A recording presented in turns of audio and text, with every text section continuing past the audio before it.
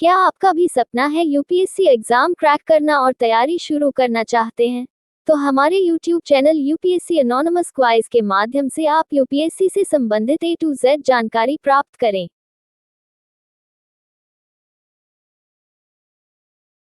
भारतीय राष्ट्रीय आंदोलन द्वितीय चरण। आंदोलन का द्वितीय चरण 1905-1919।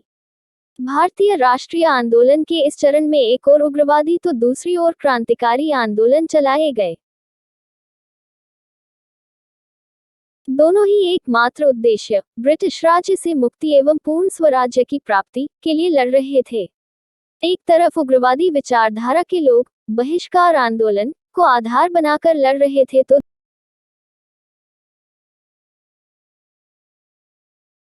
दूसरी ओर क्रांतिकारी विचारधारा के लोग बमों और बंदूकों के उपयोग से स्वतंत्रता प्राप्त करना चाहते थे। जहां एक और उग्रवादी शांतिपूर्ण सक्रिय राजनीतिक आंदोलनों में विश्वास करते थे,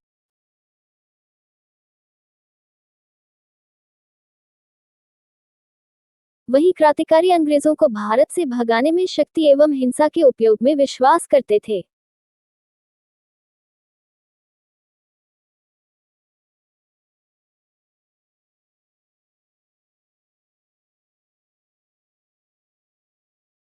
ब्रिटिश सरकार द्वारा लगातार कांग्रेस की मांगों के प्रति अपनाई जाने वाली उपेक्षापूर्ण नीति ने कांग्रेस के युवा नेताओं जैसे बाल गंगाधर तिलक, लाला लाजपत राय एवं विपिन चंद्र पाल को अंदर तक आंदोलित कर दिया। इन युवा नेताओं ने उदारवादी नेताओं की राजनीतिक भिक्षावृत्ति में कोई विश्वास नहीं जताया। इन्होंने सरकार से अपनी मांगें मनवाने के लिए कठोर कदम उठाने की आवश्यकता पर बल दिया।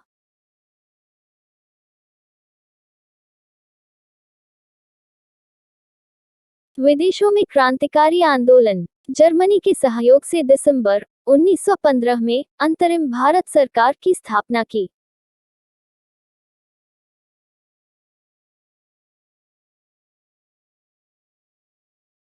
फरवरी 1905 में भारत से बाहर लंदन की धरती पर श्यामजी कृष्ण वर्मा के द्वारा इंडियन होम रूल सोसाइटी की स्थापना की गई। इसे इंडिया हाउस की संज्ञा दी जाती है।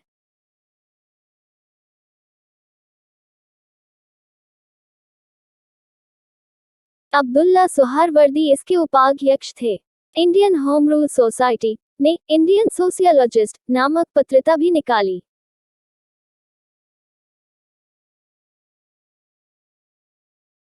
शीघ्र ही इंडिया हाउस लंदन में निवास करने वाले भारतीयों के लिए आंदोलन का केंद्र बन गई।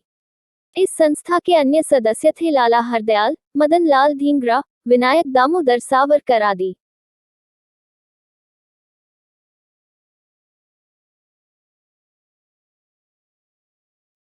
1913 ही में अनेक भारतीय लोगों ने लाला हरदयाल के नेतृत्व में सैन फ्रांसिस्को अमेरिका में गदर पार्टी की स्थापना की।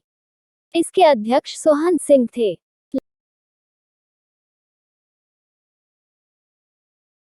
लाला हरदयाल इस पार्टी के प्रचार विभाग के सचिव थे। इस संगठन ने युगांतर प्रेस की स्थापना कर 1 नवंबर 1913 से गदर नामक साप्ताहिक बाद में मासिक पत्र का संपादन किया। यह समाचार पत्र हिंदी, गुरुमुखी, उर्दू एवं गुजराती भाषा में निकाला जाता था। मुस्लिम लीग की स्थापना 1 अक्टूबर 1906 ही को H. आगा खां के नेतृत्व में मुस्लिमों का एक दल वायसराय लॉर्ड मिंटो से शिमला में मिला।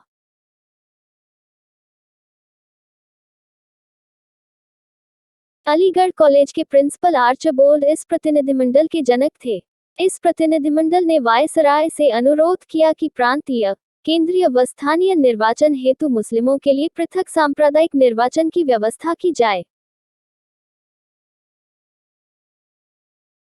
शिष्टमंडल को भेजने के पीछे अंग्रेज उच्च अधिकारियों का हाथ था। मिंटो ने इनकी मांगों का पूर्ण समर्थन किया,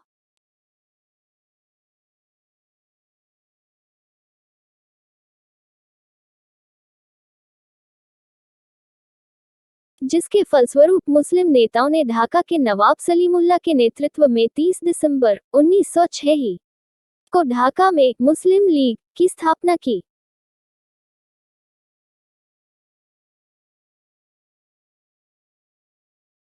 माले मिंटो सुधार। जब लॉर्ड मिंटो भारत का गवर्नर बना, तब उस समय समूचा भारत राजनीतिक अशांति की तरफ धीरे धीरे बढ़ रहा था।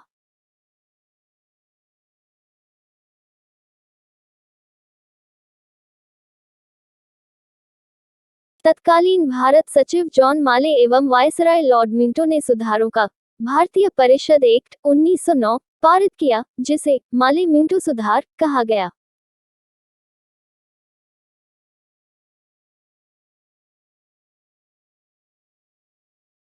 25 मई को विधेयक पारित हुआ तथा 15 नवंबर 1909 को राजकीय अनुमोदन के बाद लागू हो गया।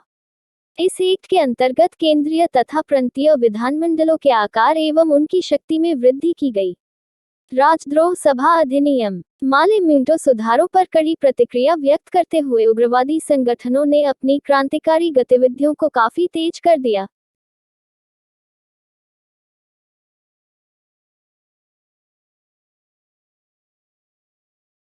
जिसके परिणामस्वरूप ब्रिटिश सरकार ने 1911 ही में राजद्रोह सभा अधिनियम पारित करके उग्रवादी दल के नेता लाला लाजपत राय एवं अजीत सिंह को गिरफ्तार कर आंदोलन को कुचलने का प्रयास किया।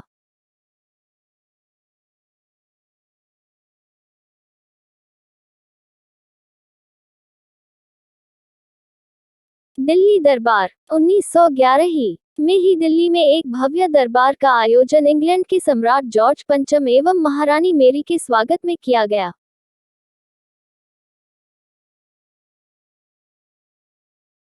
उस समय भारत का वायसराय लॉर्ड हॉर्डिंग था। इस दरबार में बंगाल विभाजन को रद्द करने की घोषणा हुई और साथ ही बंगाली भाषी क्षेत्रों को मिलाकर एक अलग प्रांत बनाया गया। राजधानी को कलकत्ता से दिल्ली स्थानांतरित करने की घोषणा हुई, यद्यपि राजधानी का दिल्ली में विधिवत स्थानांतरण 1912 ही में ही संभव हो सका।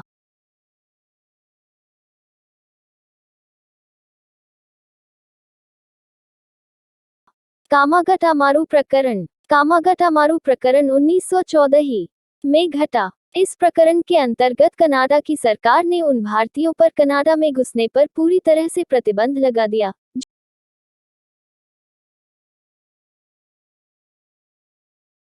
जो भारत से सीधे कनाडा न आया हो। कामागटामारू जहाज, जिस पर 376 यात्री सवार थे, उसे कनाडा में घुसने नहीं दिया गया।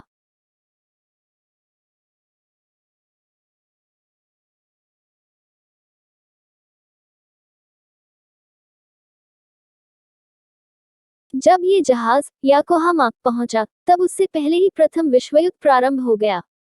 इसके बाद जब जहाज बजबज पहुंचा तो यात्रियों व पुलिस में झड़पें हुई।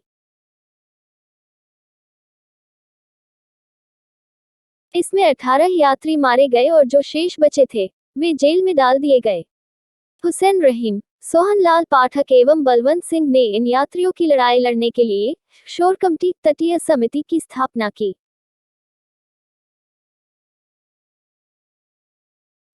कांग्रेस अधिवेशन लखनऊ। कांग्रेस का लखनऊ अधिवेशन अंबिकाचरण मजूमदार की अध्यक्षता में 1916 ही में लखनऊ में संपन्न हुआ। इस अधिवेशन में ही गरम दल तथा नर्म दल, जिनके आपसी मतभेदों के कारण कांग्रेस का दो भागों में विभाजन हो गया था,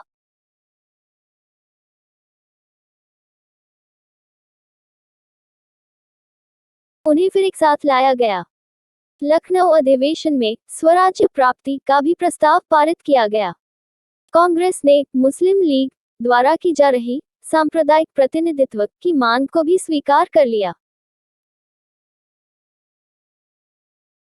होम रूल लीग आंदोलन। होम रूल लीग आंदोलन का उद्देश्य ब्रिटिश साम्राज्य के अधीन रहते हुए संवैधानिक तरीके से स्वशासन को प्राप्त करना था।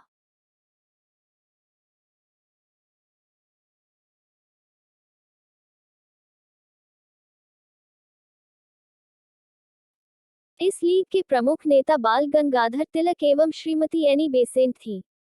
स्वराज्य की प्राप्ति के लिए तिलक ने 28 अप्रैल 1916 ही को बेलगांव में होम रूल लीग की स्थापना की थी।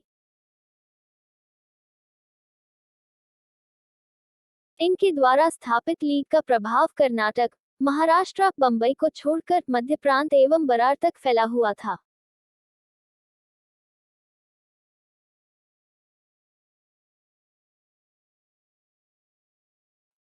Montagu Chelmsford report. भारत सचिव मॉन्टेग्यू द्वारा 20 अगस्त 1917 को ब्रिटेन की कॉमन सभा में एक प्रस्ताव पढ़ा गया,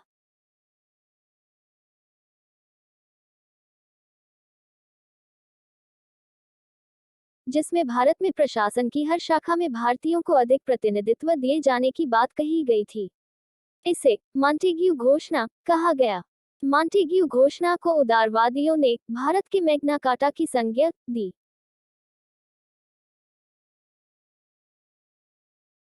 नवंबर 1917 में मॉन्टेग्यू भारत आए और यहां उन्होंने तत्कालीन वायसराय लॉर्ड चेम्सफोर्ड से व्यापक विचार विमर्श के बाद 1919 में मॉन्टेग्यू चेम्सफोर्ड रिपोर्ट को जारी किया। मॉन्टेग्यू घोषणा और मॉन्टेग्यू चेम्सफोर्ड रिपोर्ट के आधार पर निर्मित भारत सरकार अधिनियम 1919 को मॉन्टेग्यू ने संसद द्वारा निर्मित सरकार और भारत के जनप्रतिनिधियों के बीच सेतु की संज्ञा दी।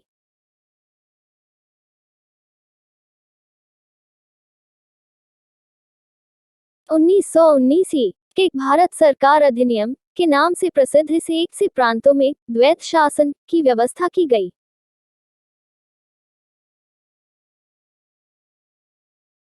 1918 ही में सुरेंद्रनाथ बैनर्जी के नेतृत्व में उदारवादी नेताओं ने मॉन्टेग्यू सुधारों का स्वागत किया तथा कांग्रेस से अलग होकर अखिल भारतीय उदारवादी संघ की स्थापना की।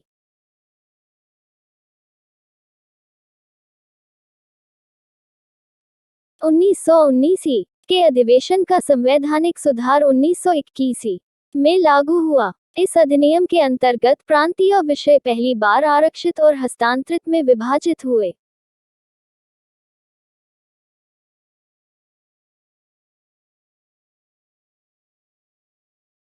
पहली बार भारतीय विधानमंडल को बजट पास करने संबंधित अधिकार मिला तथा पहली बार लोक सेवा आयोग की स्थापना का प्रावधान किया गया। 1919 के अधिनियम की 10 वर्ष बाद समीक्षा के लिए एक वैधानिक आयोग की नियुक्ति का प्रावधान था। बाद में यह आयोग साइमन आयोग के नाम से जाना गया।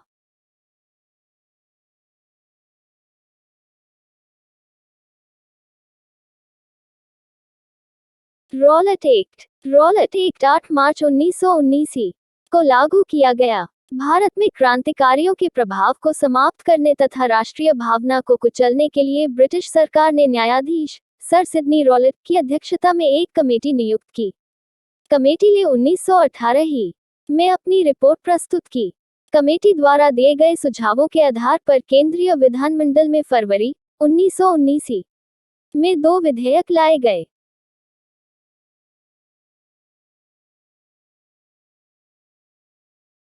पारित होने के उपरांत इन विधेयकों को रॉलेट एक्ट या काला कानून के नाम से जाना गया।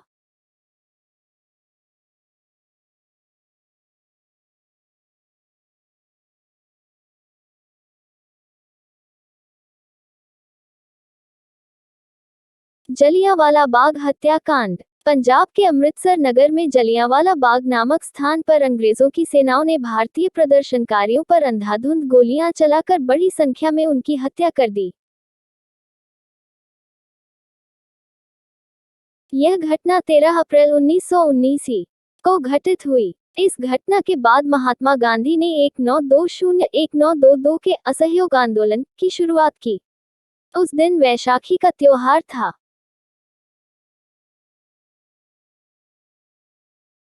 1919 में भारत की ब्रिटिश सरकार ने रॉलेट एक्ट का शांतिपूर्वक विरोध करने पर जननेता पहले ही गिरफ्तार कर लिए थे।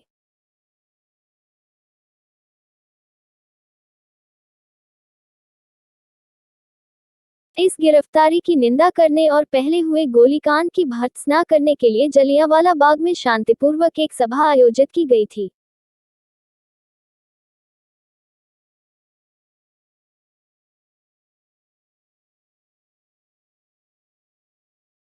तेरह अप्रैल 1919 को तीसरे पहर 10,000 से भी ज्यादा निहत्थे स्त्री पुरुष और बच्चे जनसभा करने पर प्रतिबंध होने के बावजूद अमृतसर के जलियांवाला बाग में विरोध सभा के लिए एकत्र हुए थे।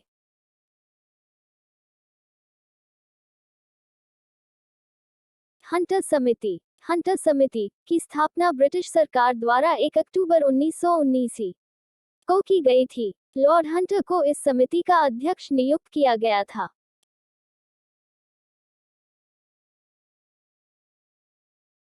देश में जलियांवाला बाग के हत्याकांड को लेकर जो उग्र प्रदर्शन आदि हुए, उससे विवश होकर अंग्रेज सरकार ने घटना की जांच करने के लिए हंटर समिति की स्थापना की।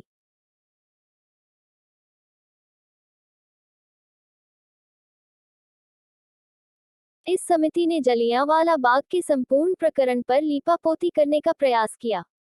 ब्रिटानिया अखबारों में घटना के लिए जिम्मेदार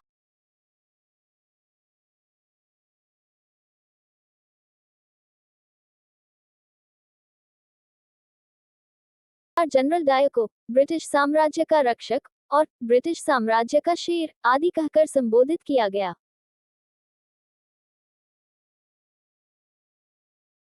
एक नज़र मेरे चैनल पर डालते हैं। दोस्तों, यूपीएससी एनोनिमस क्वाइज यूट्यूब और टेलीग्राम चैनल पर आप सभी का स्वागत है। क्या आप यूपीएससी की तैयारी करते हैं और यूपीएससी एग्जाम क्रैक करना है तो यूपीएससी एनोनिमस क्वाइज यूट्यूब चैनल के साथ बने रहे। दोस्तों, यहाँ हमारे तरफ से सभी यूपीएससी कोचिंग नोट्स को कलेक्ट करके फ्री में दिए जाते हैं जो आपकी तैयारी को और मजबूती प्रदान करेगी। ये नोट्स और वीडियो यूपीएससी और आईएएस टॉपर बनने के लिए हमारे चैनल के साथ बने रहे। ये वीडियो सभी प्रतियोगिता परीक्षा के लिए भी बनाया गया है। हमारे चैनल को अधिक से अधिक शेयर करें। Thank you.